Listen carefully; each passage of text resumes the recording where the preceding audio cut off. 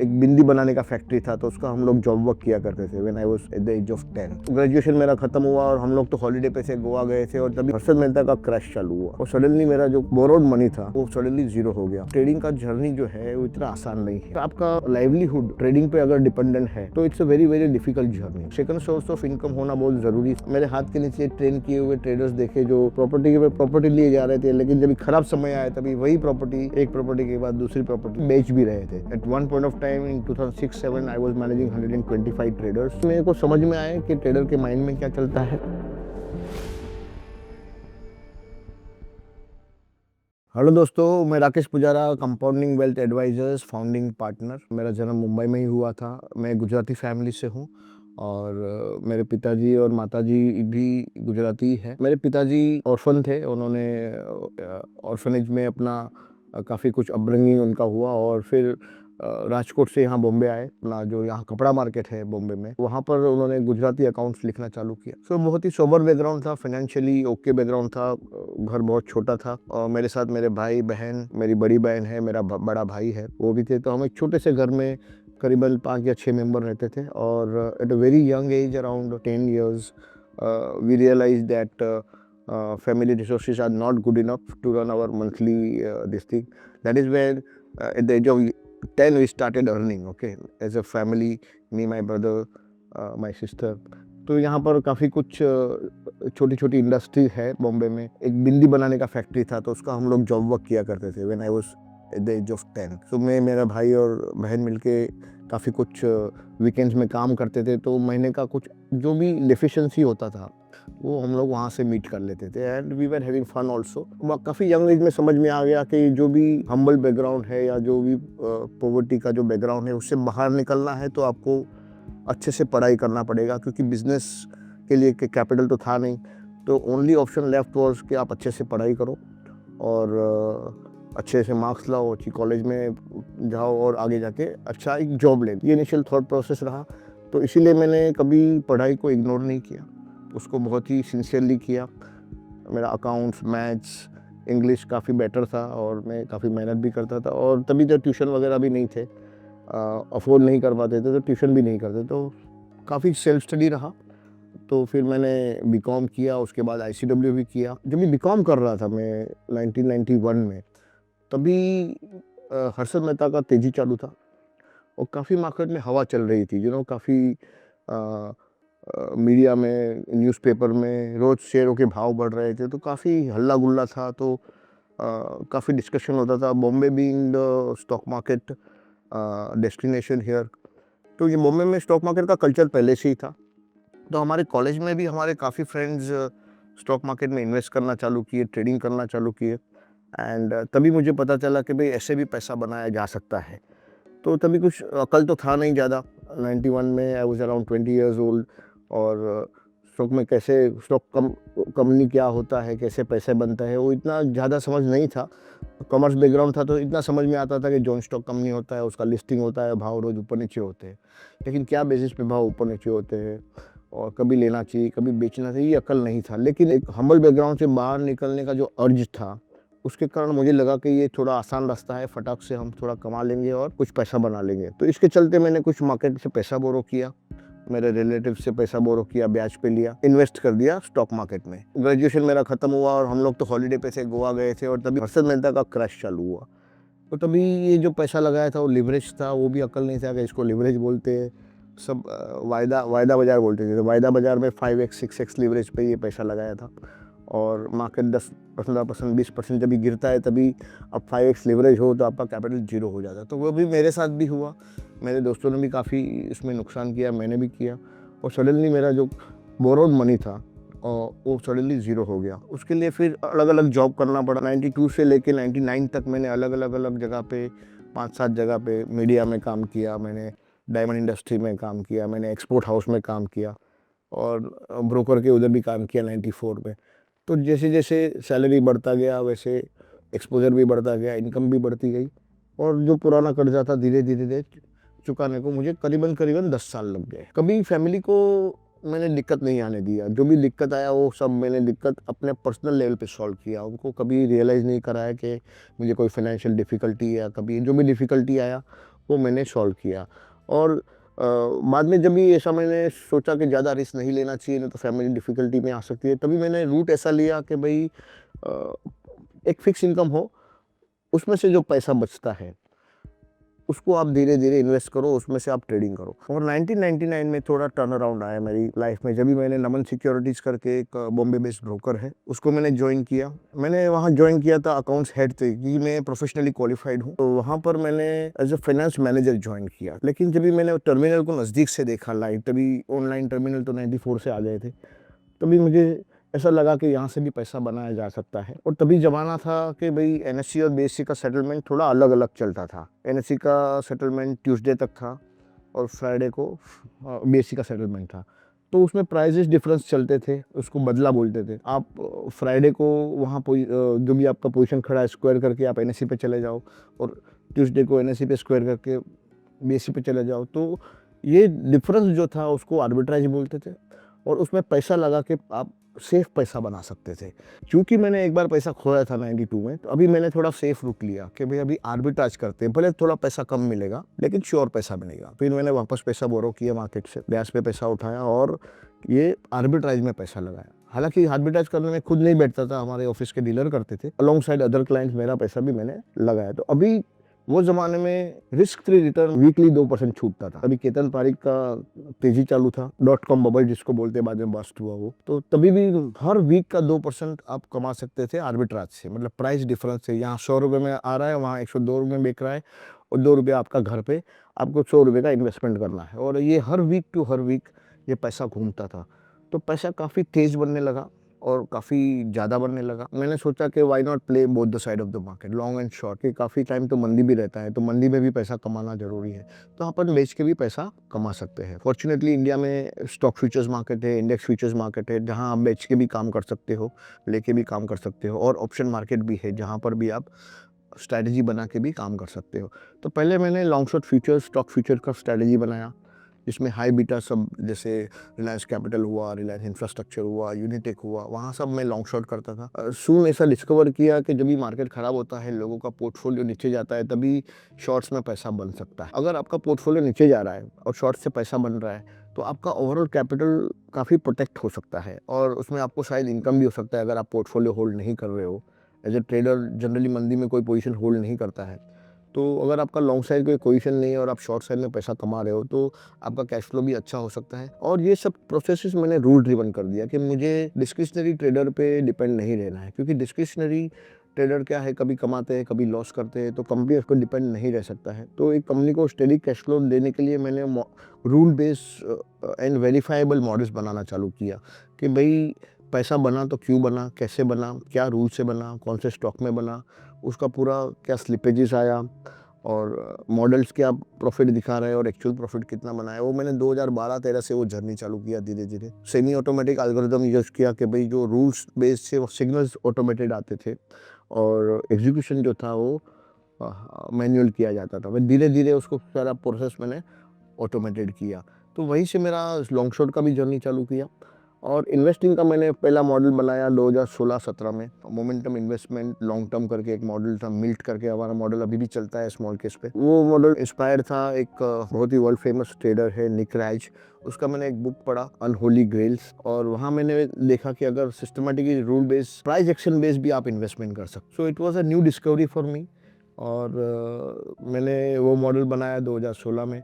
वही 2016 में मैंने और एक अच्छा किताब पढ़ा जिसका नाम था द प्रिंसिपल्स बाय रे डालियो, जहाँ पर उसने समझाया था कि भाई अगर आप मल्टीपल नॉन कोरिलेटेड असेट्स में ट्रेड या इन्वेस्ट करते हो, तो देयर इज़ अ पॉसिबिलिटी कि आपका हर साल प्रॉफिटेबल रहे। तो ये एक कंसेप्ट था जो मुझे अपील कर गया, और उसका कंसेप्ट का काफ़ी जो इनिशियल प्रोटोटाइप्स होता है या इनिशियल जो प्रूफ ऑफ कंसेप्ट, वो मैंने नमन सिक्योरिटी के बुक्स में किया और काफ़ी कुछ प्रोप्राइटरी डेस्क में किया। और देन आई रियलाइज्ड कि ये चीज़ को एज ए प्रोडक्ट बना के अपन रिटेलरों का या तो अल्ट्रा HNIs का, और जो इन्वेस्टर है बड़े बड़े कॉर्पोरेट्स है, ट्रेजरीज है, उनके प्रॉब्लम हम सॉल्व कर सकते हैं।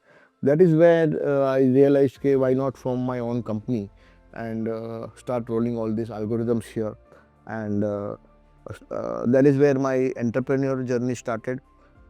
दिसंबर 2017 में मैंने नमन नमन से रिज़ाइन किया, तभी मैं वहाँ पर चीफ एग्जीक्यूटिव ऑफिसर था।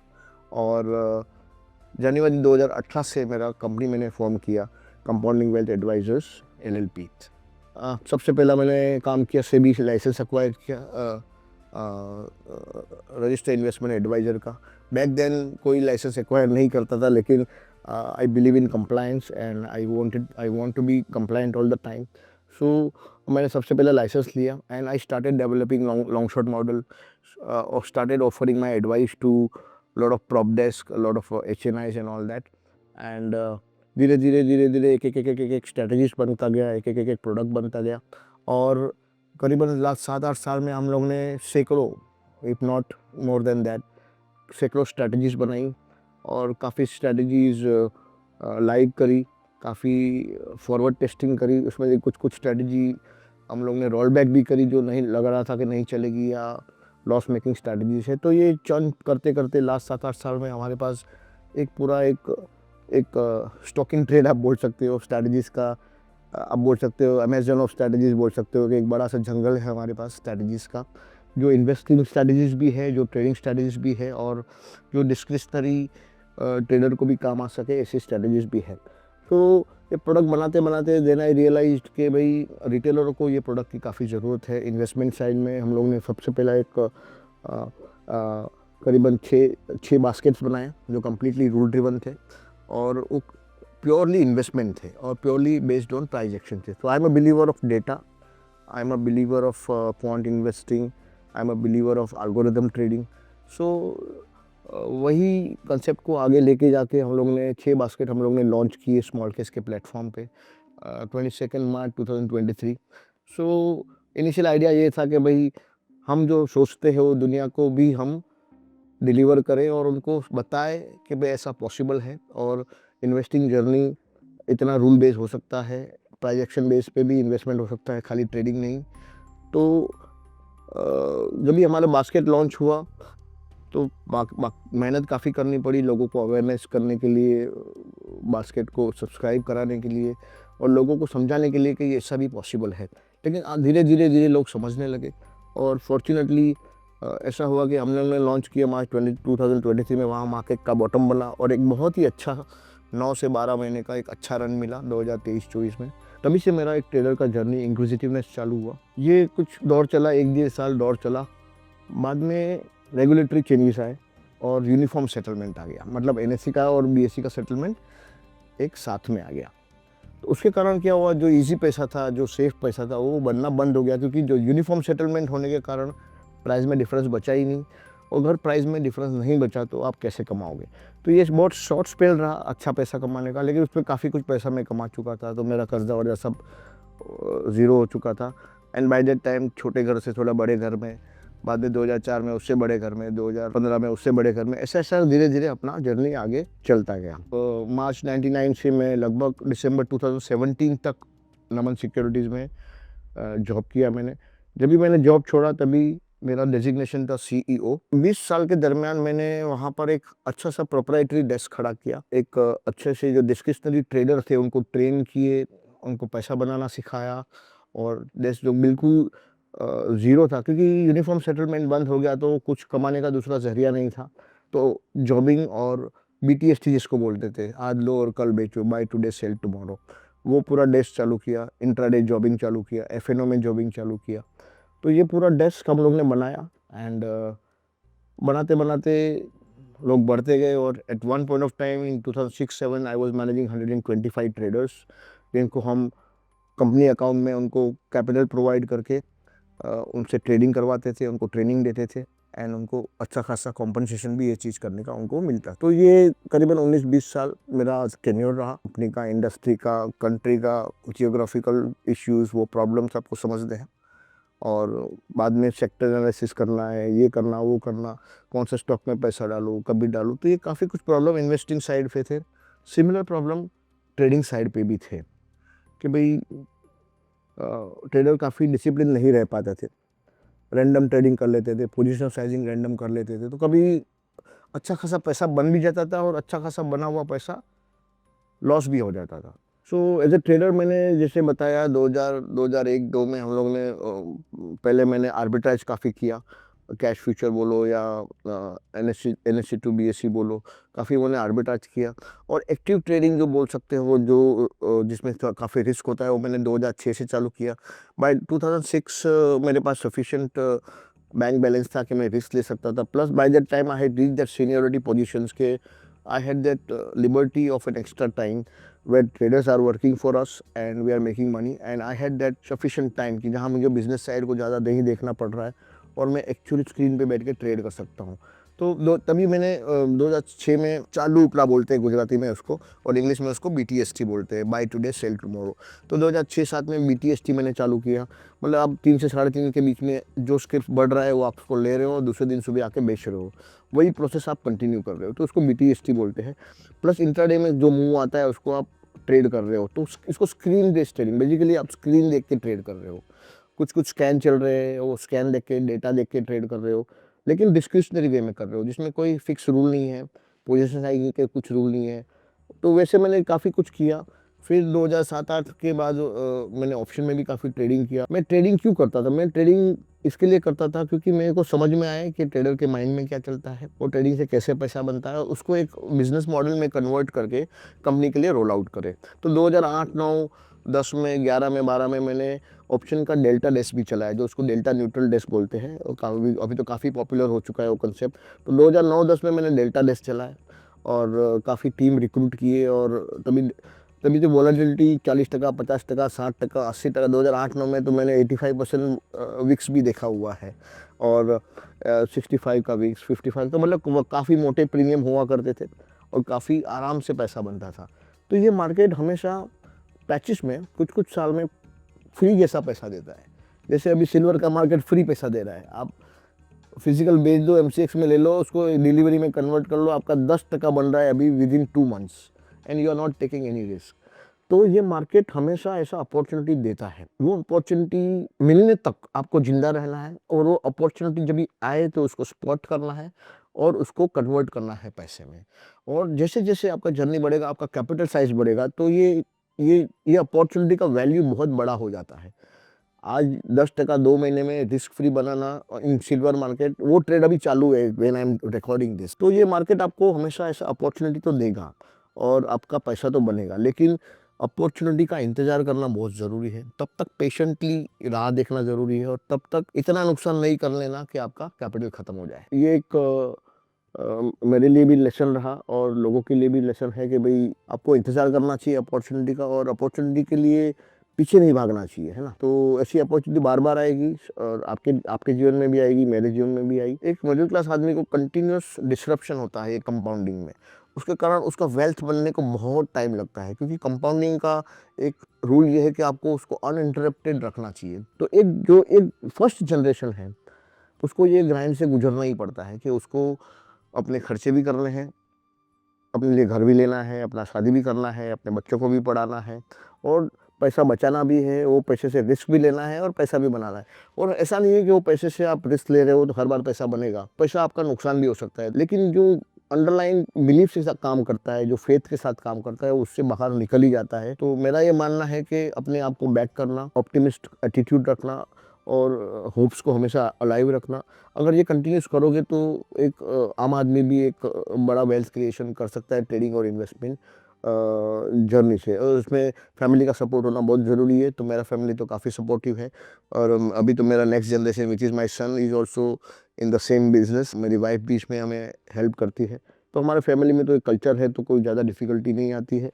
We have been through thick and thin, कभी लीन ईयर्स भी जाते हैं, कभी अच्छे साल भी जाते हैं, तो now we are kind of used to it. अभी तो एंटरप्रेन्योर जर्नी चालू है, तो एंटरप्रेन्योर जर्नी में भी ऐसा होता है कि 2018 में मैंने चालू किया, तो 2018-19 में NBFC क्राइसिस आ गया, और 2020 में क्राइसिस आ गया। तो ऐसा नहीं कि आप बिजनेस कर रहे हो तो भी आपको कैक वॉक है, तो उसमें भी डिफ़िकल्टी तो आती है। जो भी डिफ़िकल्टी आती है उसमें से अगर आप ऊपर उठते हो तो आप एक नए इंसान होते हो, एक स्ट्रॉन्ग इंसान होते हो, और हमेशा अपनी पिच पे टिके रहना चाहिए, और ये सब डिफ़िकल्टी से बाहर आना चाहिए। जो भी डिफ़िकल्टी आती है उसमें से अगर आप ऊपर उठते हो तो आप एक नए इंसान होते हो, एक स्ट्रॉन्ग इंसान होते हो। हमेशा अपनी पिच पे टिके रहना चाहिए, और ये सब डिफ़िकल्टी से बाहर आना चाहिए। तो आपका अपब्रिंगिंग क्या है, आपका एनवायरनमेंट क्या है, वो भी काफ़ी इम्पैक्ट करता है। मेरा एनवायरनमेंट लकीली मेरे फ़ेवर में था कि भई being Gujarati and being a boy from Mumbai, I never face that resistance. In fact हमारे सर्कल में काफ़ी लोग स्टॉक मार्केट में हैं। पर्सनली यहाँ मैं 150, 200, 300 लोगों को पर्सनली जानता हूँ जो मेरे सर्कल में है और सारे स्टॉक मार्केट में है। तो यहाँ एक एनवायरनमेंट होने के कारण काफ़ी फ़ायदा हो जाता है। शायद ये एनवायरनमेंट पाने के लिए सब लोग लकी नहीं है। लेकिन अभी सोशल मीडिया के कारण ये आपको ऑनलाइन एनवायरनमेंट मिल जाता है, लेकिन ऑनलाइन और ऑफलाइन में भी काफ़ी फ़र्क पड़ता है। ऑनलाइन एनवायरनमेंट में you get influence by some screenshots, और कुछ प्रॉफिट दिखा रहे हैं, कुछ कुछ बड़े-बड़े लॉसेस दिखा रहे हैं, कोई बड़ी-बड़ी गाड़ियाँ दिखा रहे हैं, तो उससे काफ़ी इन्फ्लुएंस हो जाता है। लेकिन वो एक गाड़ी के पीछे क्या कहानी होती है किसी को पता नहीं होता है, और वो जैसे गाड़ी आती है वैसे गाड़ी चली भी जाती है, वो भी पता नहीं होता है। सो मैंने काफ़ी मेरे हाथ के नीचे ट्रेन किए हुए ट्रेडर्स देखे जो 1 प्रॉपर्टी के बाद 2 प्रॉपर्टी के बाद 3 प्रॉपर्टी के बाद 4 प्रॉपर्टी के बाद प्रॉपर्टी के बाद प्रॉपर्टी लिए जा रहे थे, लेकिन जब खराब समय आया तभी वही प्रॉपर्टी, 1 प्रॉपर्टी के बाद दूसरी प्रॉपर्टी, दूसरी के बाद तीसरी प्रॉपर्टी बेच भी रहे थे। तो ये कहानी है ट्रेडर की। तो उसमें आपको ये मान के चलना पड़ेगा कि भई जर्नी में डिफ़िकल्टी तो आएगी, और वो डिफ़िकल्टी से आपको बाहर निकलना है। अगर आप ऐसी और कहानियाँ देखना चाहते हैं जो ना सिर्फ आपको एक बेहतर ट्रेडर बनाए बल्कि आपके माइंडसेट को भी इम्प्रूव करे और अकेले नहीं अपने परिवार वालों के साथ देख पाएँ, तो हमारे इस चैनल को सब्सक्राइब करना ना भूलें और जल्दी मिलते हैं एक और नए एपिसोड के साथ।